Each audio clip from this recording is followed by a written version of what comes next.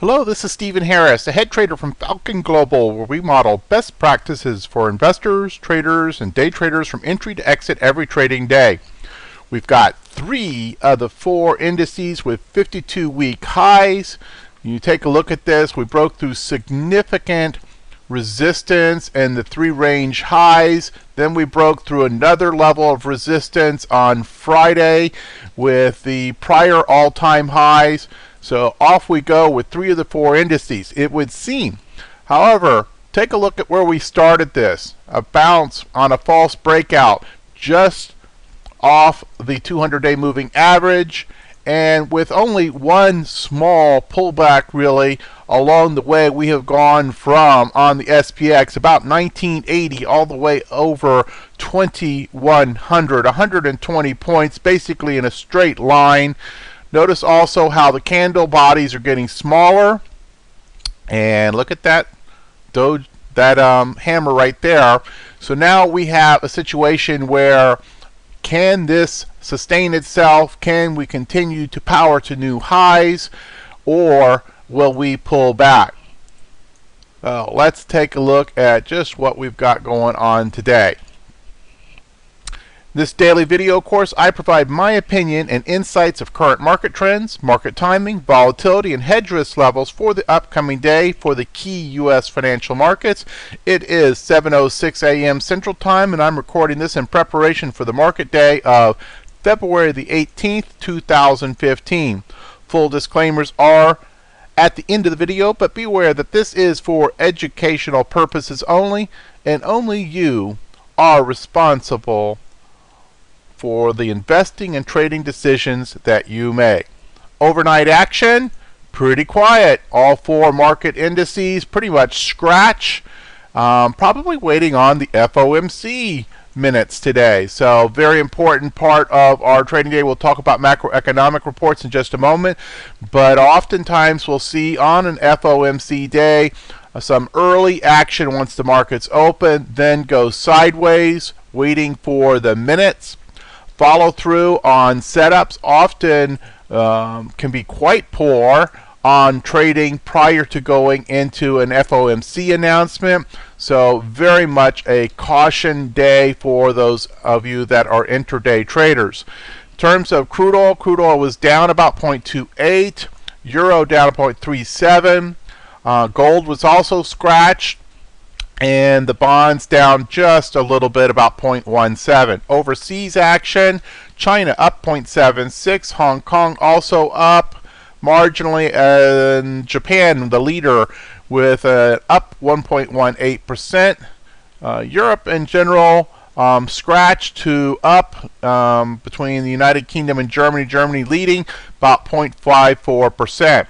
So big deal today. If you're a crude oil trader, you have, let's see, let's make sure. It may be that the crude oil report will be delayed a day, and indeed it does look like that. So crude oil traders, you are on tomorrow with your inventory report, not the normal Wednesday, but we do have a FOMC meeting minutes this afternoon, so be very aware of that.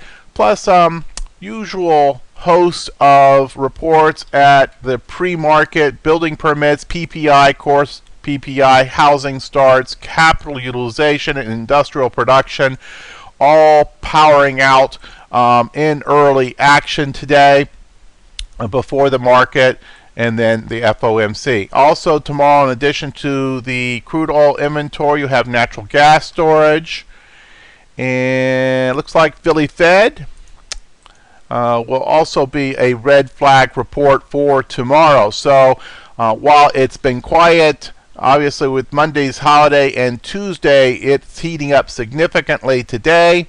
I saw one report suggesting that Janet Yellen wants to have interest rates increase in June.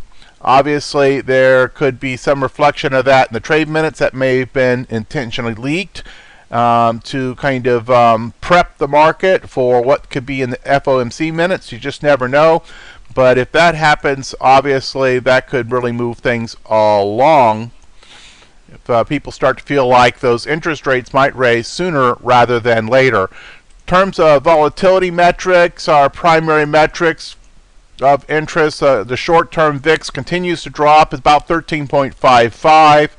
Historical IV implied percentiles, obviously still very low. 3 of the 4 indices in the bottom third. Dow continues to remain elevated and near normal levels. And in terms of standard deviation movement, quiet day yesterday, and not really the way you like to see 52-week highs, but so often it does seem like that in bull markets. You just kind of crawl up and then come crashing down when it's time to roll over. So that's one of the questions for the day is, how much longer before we roll over after this huge move? So in terms of daily report and our market opinions, market trend, intermediate term phase opinion, still phase 3, looking for higher highs and higher lows. And indeed, should we roll back, it would be expected to be simply a consolidation kind of move and not a significant pullback. So once you identify the signs and symptoms of a bottom, you would look to use that as an entry point to add additional positions. If this is going to go according to normal probabilities in a strong bull graph. And from a portfolio investor posture, our IBD status, confirmed uptrend, our GMI index, 5 out of 6 with a buy signal since January 23rd. Active trader market posture, very bullish, still stands today. Position sizing opinions have not changed, up to 100% based on both investor position sizing as well as volatility, active trader position sizing. Market timing opinions remain neutral. We are somewhat short-term overbought, and so very little edge in terms of new bullish trades here in general, but a neutral pattern for the 1-day, 3-day, slightly bullish for the 2-week. As I mentioned earlier, the market forecast opinion, market posture, very bullish, and you see we're starting to go up over 90 on the S&P, as well as NASDAQ, just about to hit its head on the ceiling. So there would seem to be some room for moderation there. Our hedge warning status still level 0, perfectly normal. Nothing really to get too excited about other than short-term overbought. We do have too many distribution days for my liking. On the S&P, we're at 6 and NASDAQ 5. We did have a volatility ratio warning that spiked not yesterday, but the day prior.